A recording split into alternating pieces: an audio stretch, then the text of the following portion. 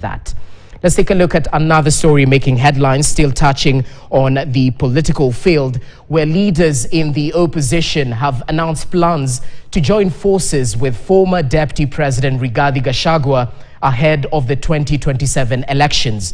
Led by Kalonzo Musyoka, the leaders said their plan is to oust the Kenya Kwanza administration. They were speaking in Embu after attending the burial of Gertrude Muthoni Namu, the mother of journalist Alan Namu. Clement Masombo with the details. With all signs indicating that Kenya has already entered the campaign mode ahead of the 2027 general election, opposition leaders have announced the formation of a new political coalition, which they say would oust the Kenya Kwanza regime. Speaking in Embu, the leaders led by Wiper Party leader Kalonzo Musyoka, DAP-K's Eugene Wamalwa and others said they have welcomed former Deputy President Rigathi Gachagua on board to form a formidable force in 2027. Wamezungumza kule, yale wamezungumza Ukambani ni ya maana. Tumechoka na siasa ya uongo. Na pia tutakuwa tukishikamana na ndugu yetu Uhuru Kenyatta ambaye alipokuja hapa mlimpokea kwa shangwe kabisa. Si namna hiyo? Hata hapa Uhuru alikuja coordination, akaona maajabu ya watu wa Embu.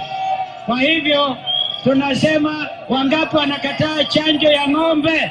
Wangapi wanakataa hiyo maneno?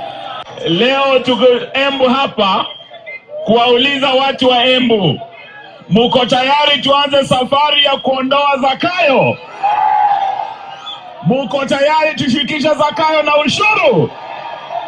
Muko tayari tushikishe Zakayo na ufisadi?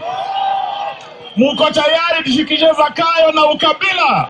The leaders were in Embu County for the burial of Gertrude Muthoni Namu, the mother of journalist John Alan Namu, after which they addressed Embu residents in Embu town.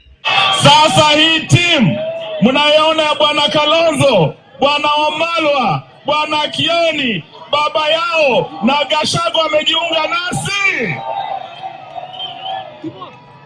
Wengi wameuliza imekuwaje aliyekuwa naibu wa rais ajiunge na upinzani, lakini Ruto alikuwa naibu wa rais akajiunga na upinzani, akaungana na mtu ndugu yangu Mudavadi na Wetangula, wakasema iko earthquake inakuja.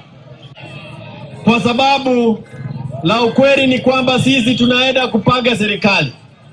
Mambo ya Ruto kwenda nyumbani, Wakenya wote kila pembe ya Kenya hii wamekubali. Sisi wakaaji wa mlima pande hii tunasema ya kwamba kwa ile serikali ambayo inakuja tunataka one man, one vote, one sharing. Their sentiments come a day after Gachagua was in Makueni County on Wednesday, where he hinted at supporting Kalonzo in 2027. Close allies say Gachagua will unveil his new political party in January 2025 after dramatic fallout with UDA. Clement Masombo, KT.